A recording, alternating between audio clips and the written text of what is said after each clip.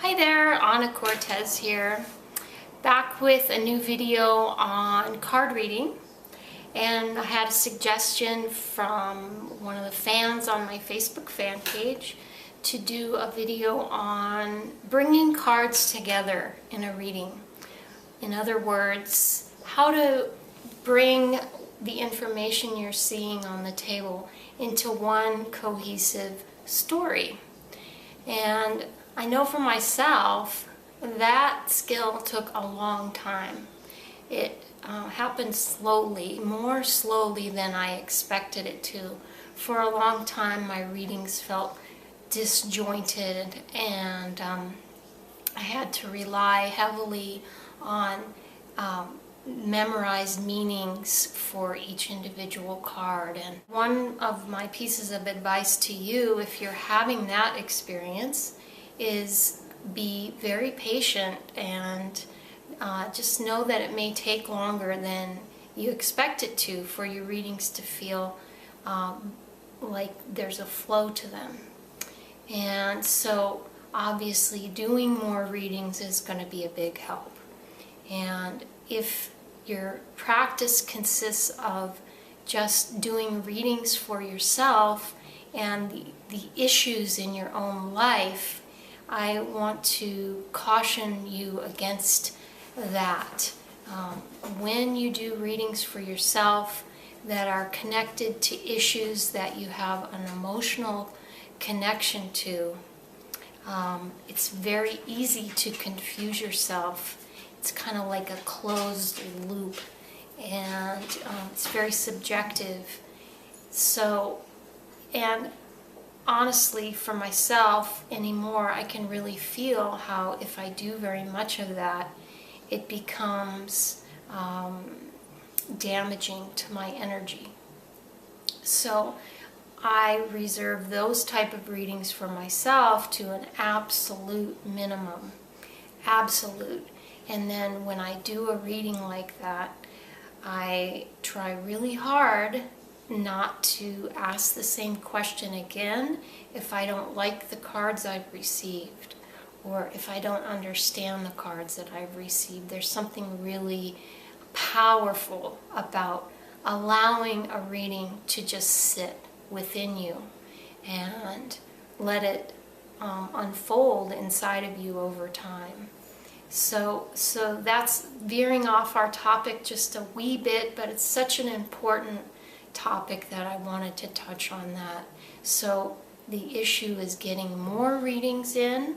So there are lots of creative ways to play with your cards without addressing your own issues. You can make up stories, you can lay out cards and just see what story you see. You can watch television and do readings for episodes on TV. There's a lot of ways, and I know there's been some discussion about those ways on the forum at annacortez.com. So if you're not already on that forum, it's a really great resource. There's a lot of really great discussion going on there. So take your cards with you to parties, take them out, volunteer readings, sign up for events, be a reader at an event. I know it's uncomfortable.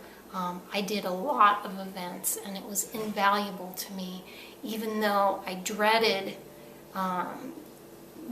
doing it. It wasn't part of my regular personality. My father used to really push me, and I'm really glad that he did, because it got me through those beginning phases that lasted such a long time of getting those cards to really work together in my own mind.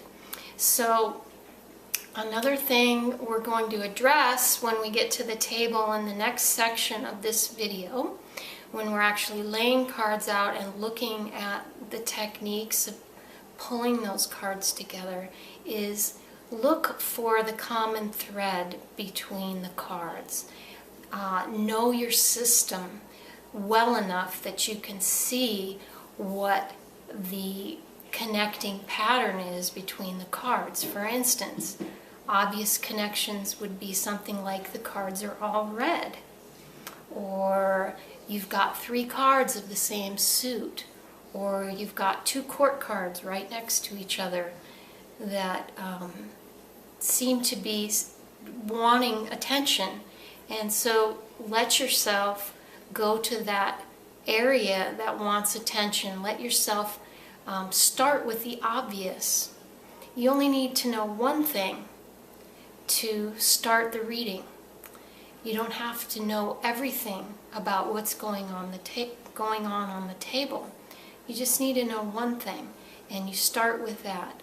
And then from there, something else will join in. If you say start talking about the dynamic that's going on with the color, all of a sudden you'll notice the next thing that's ready for your attention, and it unfolds like that. A good reading unfolds just one piece at a time. It's like Spirit only gives me one piece of information at a time usually, and that's all I need. So let it unfold in a very organic way.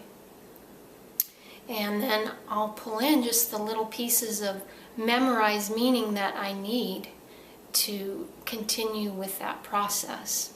So I took a painting class from a very accomplished and renowned painter named Robert Venosa, who actually studied with Salvador Dali, and he taught this technique in painting that is very much how I do my own card readings. Robert's technique was you lay colors down on a canvas, just mix them up and lay them down and let them fall where they will. Very much like shuffling the deck. And then you just see what you get. And then after that first layer of mixed up paint dries, he has you start with one corner of the painting. Just like you might start with one card or one message in a spread of messages.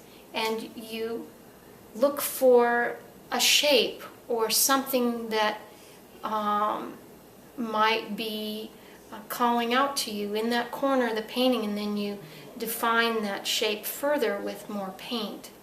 So it might look kind of like a blob, that might look kind of like a flower in your own mind. So you start bringing the flower out, and then from there you reach out to the next portion of the painting, just whatever's right next to that corner. You don't have to know what the painting is even going to be when you start painting. And then you make your way across the canvas, and it's a surprise. The painting is a complete surprise when you're finished. And that's what a good reading, in my experience, is like. It's a surprise. And you don't know where it's going when you first start, and it's a little bit scary that way, and that's perfect. To me, that's exciting. And that's an indication that something exciting is going to happen. And so you don't need to know everything ahead of time, and you don't need all of the possible information to complete the reading. Just what connects to the other pieces in the reading. So we'll get to the table, we'll look at a little bit of this in action, and we'll have some more discussion about it, I'm sure. So, see you at the table. All right, we're at the table. And got my deck inside my special cloth. And we're going to talk about bringing the cards together into one cohesive reading. So we're just going to take the attitude of playing, and we're going to see what the deck wants to show us today. Alright, as I'm laying the cards out, I'm already looking for patterns that connect the cards together. Do you see it already? Alright.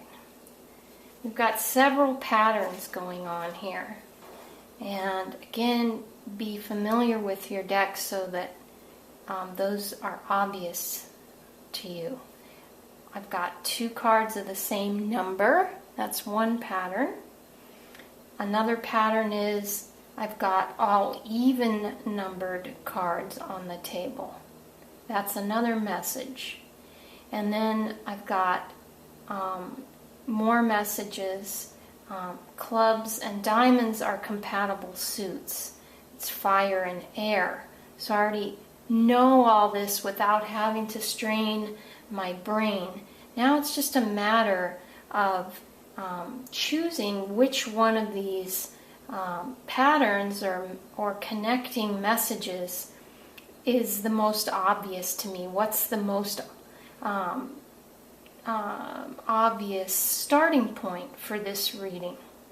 And I think I'll go with the 2 8s being together here, since that was the first pattern I noticed as I was laying the cards out.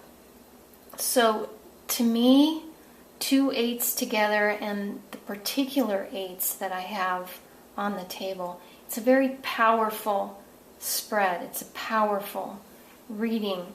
This person is in a position where they can really accomplish some things with very little effort. And why do I know very little effort?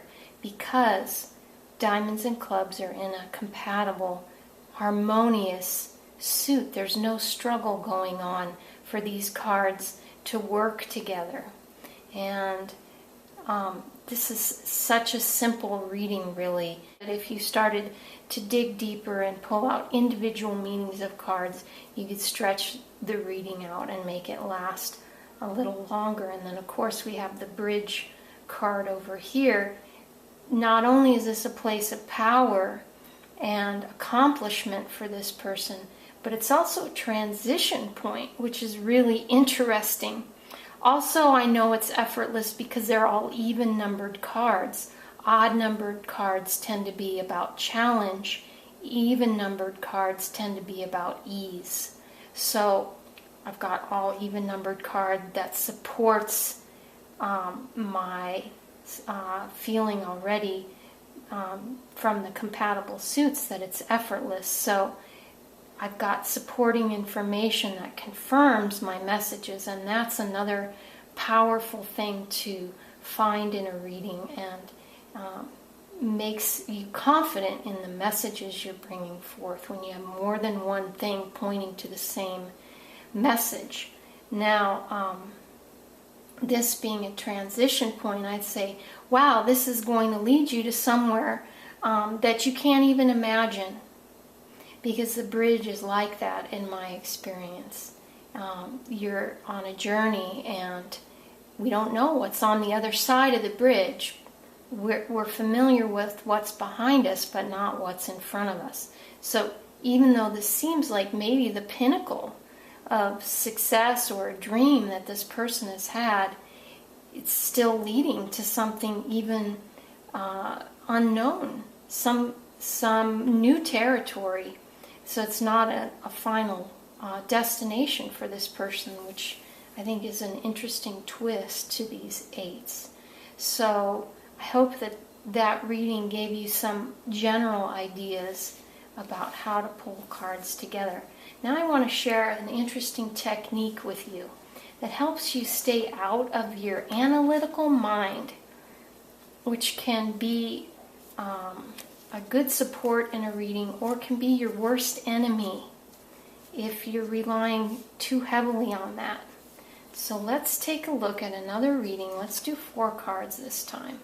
And we have the Sinister Peddler, the equally sinister Ace of Spades. Ooh, we're getting hit heavy now. 8 of Spades and the 4 of Clubs, just to mellow us out at the bottom there. Okay, so here's my technique. Look at your card spread. Don't decide anything about it, but simply unfocus your eyes. Let your gaze be soft and just look at your card spread, almost like creating a mist. I always think of this as looking off into Avalon in the distance. It's all covered in mist. And what do you see rising up out of that mist? What comes apparent to you looking through that softened gaze and not using your mental, analytical mind at all? So I keep looking at this peddler. It's really standing out to me. And it's probably because it's a different color than the other cards. That's a big message. When you've got this many cards on the table and there's one card that's a different color than all the other cards, that brings attention to that card. Now in this instance, this card also happens to be at the top of my layout, which in my system gives it dominion over the other cards. It's a place already of power. So you see how important it is to know your system well so you can fall back on these things so that they come naturally to you in the moment that you need them. So I also know, because I know my system, that this is the natural position on the table for the diamond suit. This is the natural position for diamonds. And when you have a card in its natural position on the table, it gives it even more power. It means that the expression for that card is very natural and unhindered. So again, I've got all these things pointing at this card. So now I'm going to go back to my memorized meanings now that I've pulled all that out of the mist, so to speak. I know that the peddler card can be a card of caution. The figure himself looks cautionary, like, wow, be careful. If you saw this guy on the street, your defenses might go up a little bit. And I'm going to give this person a bit of a warning, especially because I've got this other combination of sort of ominous looking cards on the table. Again, I've got supporting information from more than one direction, so I can feel confident in giving that message, and it also pulls all the cards together into a single message or story. So that's the video on bringing your cards together. Thanks for joining me on a